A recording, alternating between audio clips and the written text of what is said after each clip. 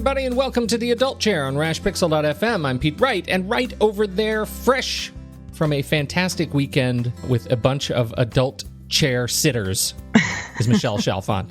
How was it? Phenomenal. Yeah. It was really, really phenomenal. We had just a group of fantastic people come together, and we processed, there was lots of learning, lots of processing, lots of shifting, lots and lots of tears, and all good stuff, though. It was really, really, really great. And we have determined that we need to do not a 2-day adult chair intensive, but a 3-day, because 2 days was not enough. That was kind of a unanimous kind of decision.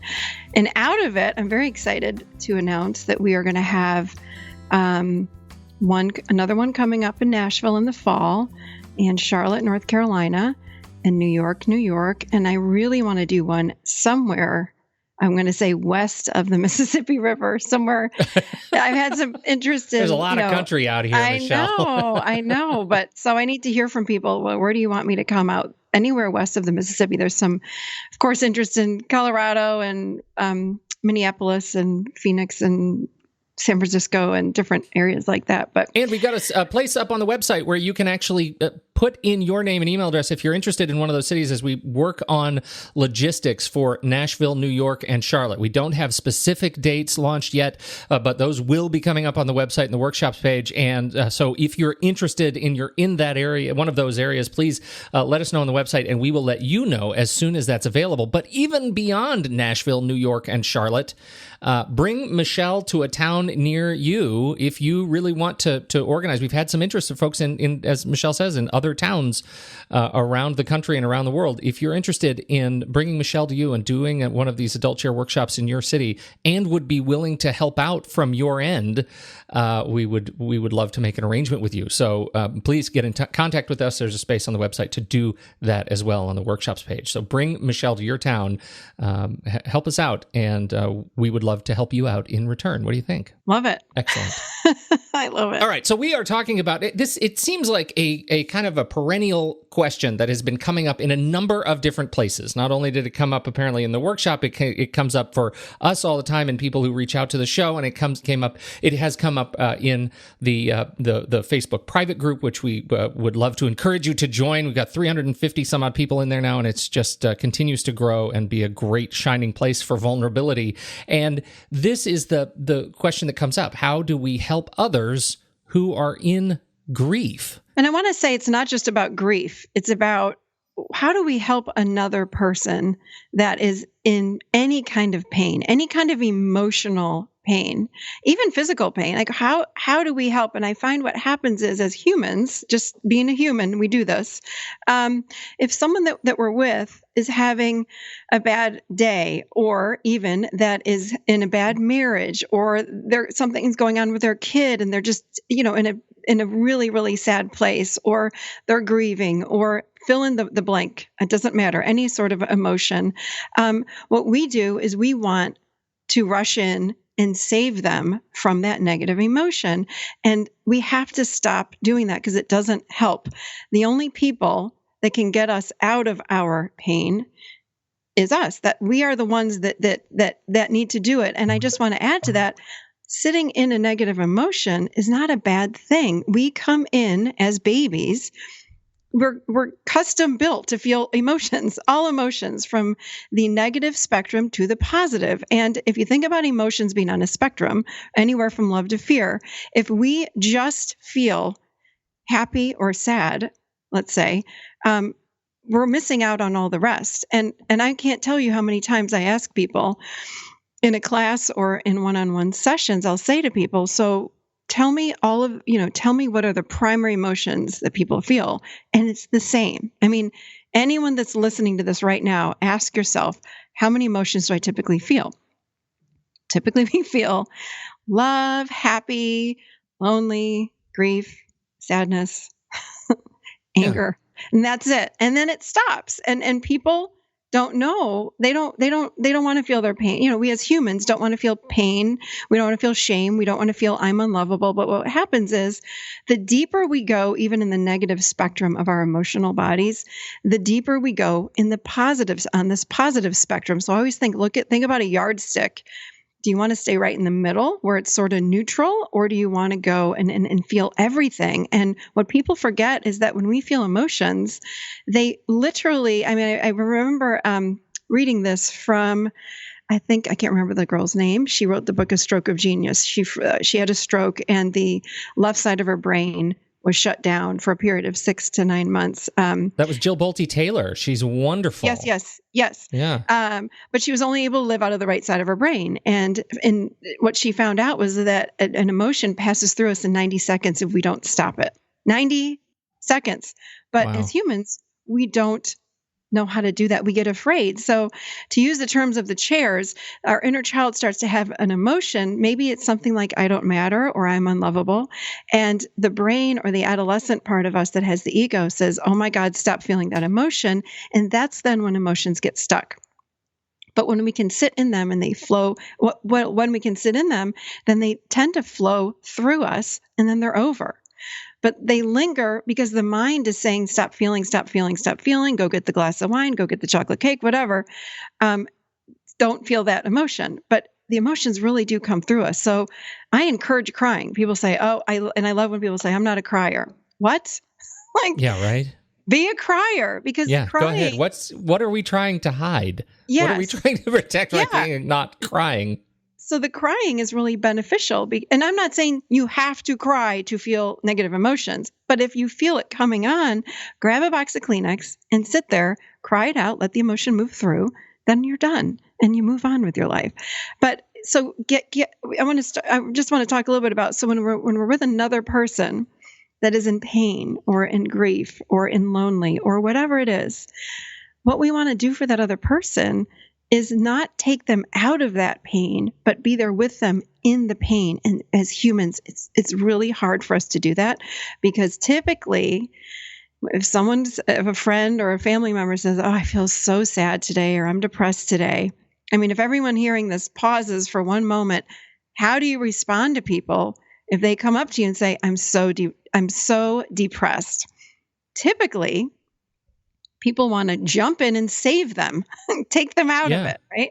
So instead, we want to be there with them and say, tell me more about that. See, that's the thing where I really want to stop and reflect, because for me, it feels very much like there's an issue in that space between hearing that somebody who's close to you is, or anybody is dealing with some sort of pain and making that choice to help them. Why are we doing that? Because that really is what allows us to open the door to stop and make a different decision. So what happens is that we as humans, we drop into fear because we don't want that other person that we love or that we care about to be in this bad state. The reason is because we are uncomfortable with our own emotions.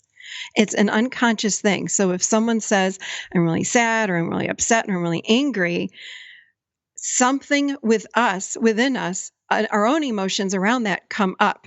And that's where we have to pause, get into our adult chairs and go, hold on a second and become mindful. What's coming up for me? Why am I wanting to get them out of their pain, out of their depression, out of their sadness? What's coming up for me that I'm unable to sit with them in their pain? So, and what happens is we get afraid that we're going to get sucked into their depression. So when we're in our adult, we're more mindful and we go, well, hold on a second. I'm kind of scared because my mom or my whomever, my best friend or my wife or husband or whatever is feeling this. I need to maintain myself, my space, my ground, and stay within me and be present for them and become a watcher or an observer of what they are going through. Rather than stopping and saying, hey, I need to stop their pain because even subconsciously, I'm hurting now and I don't like that. Right. Instead, we want to become mindful of ourselves and allow them to have their own experience, whatever that experience is. It is so incredibly healing for another human being when we can sit there and let them have their pain, have them let their experience, but be there with them in it. they will come out of it. So if they need to get a good cry, if they need to sit in it, then be there with them in it. Don't fix them. There's no fixing. We cannot fix another human being. We think we can, but we cannot. There's nothing we can say to get them out of that pain. We get ourselves out of it. So someone that is even that is depressed, let's just say, it ultimately becomes their choice within them to start making new choices every day. I'm going to start exercising. I'm going to eat differently. I'm going to not sit and watch TV all day. I'm going to, something within them has, maybe it's, I need to go to the doctor for a physical. I need to, whatever it is, we can suggest a million things. Other people don't change until they want to. So the greatest healing we can do for another is to sit with them in their pain and just be present, because as human beings, again, we want to feel witnessed. So we want to be seen and we want to be heard. And when someone hears us and sees us and listens to us complain about something and not change it, don't fix it, but validate it, we then can come out of our pain with a new awareness. That is where the healing occurs. That's where that realization occurs. Like, oh, because what we do when we witness is we become a mirror. So we're just reflecting back to that person, oh, this is where I am. I'm really depressed. I'm really sad. I'm really lonely. I'm really empty. I'm really whatever. I'm in grief. And when we sit and validate that, then they can see themselves, as crazy as it is. Other human beings just reflect back to us who we are in every moment. But pain is triggering. So when we witness someone else's pain, we get so triggered, we want to fix. So stop it.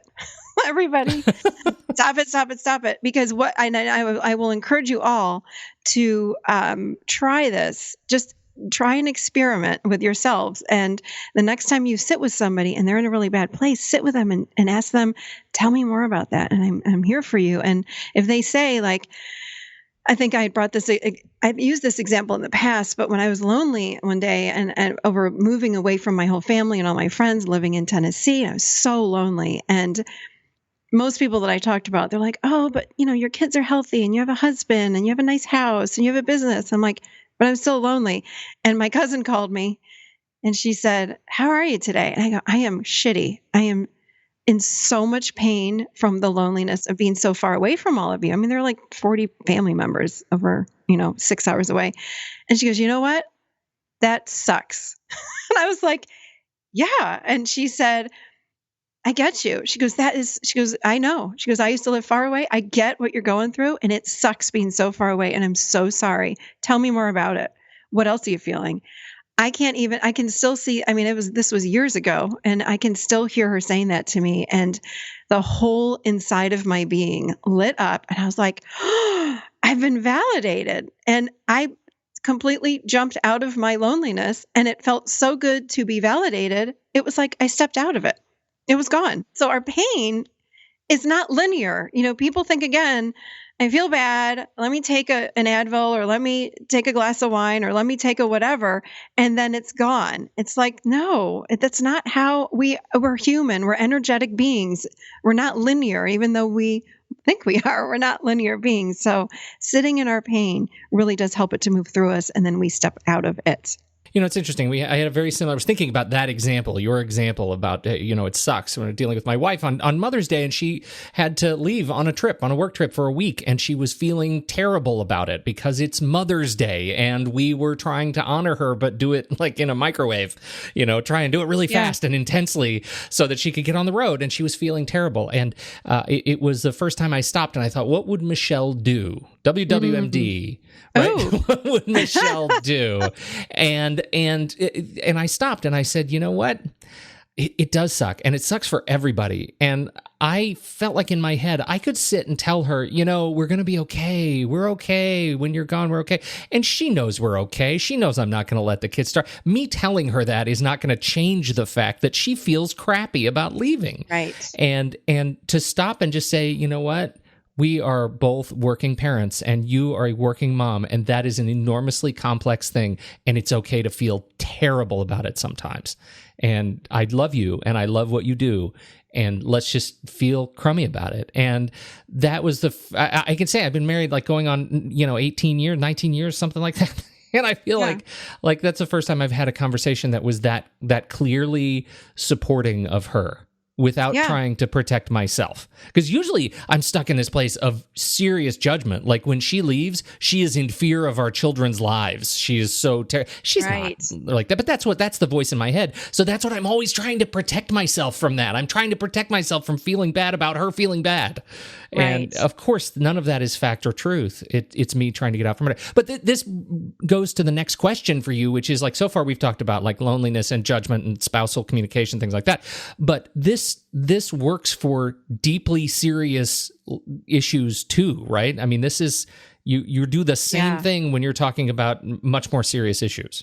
Oh, yes. Yeah. I mean, I've had to sit and witness some of my friends that have had horrific things happen, whether it be husbands finding out that their husband was cheating on them, or someone's dying, or someone's being abused, or any kind of thing. I've sat, whether it be again, client, friend, or family member, and my impulse, of course, as because we're human, is to fix. Oh my God, that's like the worst pain ever. Let me take them out of that. And what I realized is you can't. I mean, I had a friend of mine, her son died. He was only 9 years old, and I had to sit and listen. And I remember feeling like there's nothing I can say. There's nothing. And I'd say that to her. I'm just going to listen, and I would listen and validate. And that's, again, not that I could heal her from that pain, but it's about allowing people to have their own life experience, and they will step out, lift out of it when it's time. And their timeline is not my timeline. And we want to put our timeline on other people. And it's just being present with them and becoming an observer of their pain, but being with them in it, and being, inquiring about it. And what my cousin did for me was so amazing. It really helped me. I bounced out of it. I truly bounced right out of it. And it can happen that fast. Within 10 minutes, I was like, I don't feel lonely anymore, because that inner child within us is the part of us that's having all of these really deep, deep emotions, and the light emotions, but all of them, but the deep ones. When we don't listen to another human being when they're in those deep emotions, it's like we're putting a piece of tape over their little inner child's mouth. So get that visual in your head. It's like, Oh, that's horrible. or getting like you're putting your hand, and I've said this to my husband. Yeah. I'm like, I feel like you just put your hand over my mouth. I'm trying to talk to you, and you are correcting me. Please stop it. And it does. Like I am very visual, so I'll get the visual of, kind of feels like he's putting his hand over my mouth, and I don't like it. So now that I have my adult, now I know how to live in my adult more, I'm able to speak up and let people know, this is what I need. So that would be the next part of all this, is if you're with somebody and you feel pain and you would like, and I promise you can set this up with another human being. You just say, whether it's your husband, friend, or family member, you just say, listen, I'm really in some pain. Can you just listen to me? I just want you to listen. You don't have to say a word. You don't have to fix me. But at the end, maybe you could say, I love you. So set up what kind of experience that you want. We're allowed to do that. So, and I do this with my friends and family. I'll say, hey, I'm in a really bad place. I just need you to listen to me. Can you do that for me for 10 minutes? Yes, I can. Boom. And I start talking. I might start screaming. I might start yelling. I might start crying, whatever it is. I let it come through. And then at the end, I'm like, okay, I'm done. And they go, wow, thank you for letting me witness that. That was beautiful. Thank you. Whatever it was, and I love you. And then we hang up and we're done. And I feel cleansed, like it's gone through me. And we can set that up for ourselves, but we got to live in our adults. When we're in our adult chair, we know how to set boundaries. We know how to say what we need. We speak up for ourselves. So teach other people. If you have a friend that does not know this work, you can set it up for yourself, and you can say, this is what I need. Can you be that person for me? Then you're teaching them how to live in their adult, and they don't even know it. Sounds great. It's the domino effect, right? So That's we can right. set it up. Yeah, set it up. But yeah, so everybody practice this, because honestly, it's really life-changing. It really, really is. And this is great to do with our kids. Stop correcting kids. Oh, yeah. Let them have their own experiences. Let them be. And when we witness them, they will talk more, believe it or not. I love it. I love it. It is absolutely helping me, and clearly from some of the comments in the private Facebook group, we've got some real advocates too. And so thank you for speaking up and sharing your stories there. We are again, don't forget, head over to michellchalfant.com into the workshops page. You can add your name for support for a particular city, Nashville, New York, or Charlotte, and more cities coming soon. Please let us know where you are, and if you want to give us a help, give us a hand, give us a help. Anyhow, don't forget one other thing. These 5-star reviews in iTunes or your podcast app of choice really do help other people discover us when they are in need and they are searching for support through their ears. So pay it forward a little bit. If you get a connection out of us and our conversations, please, a 5-star review in iTunes is the best way to help others who come after you. So thank you very much. On behalf of Michelle Chalfant, I'm Pete Wright, and we'll catch you next week right here, sitting in the adult chair.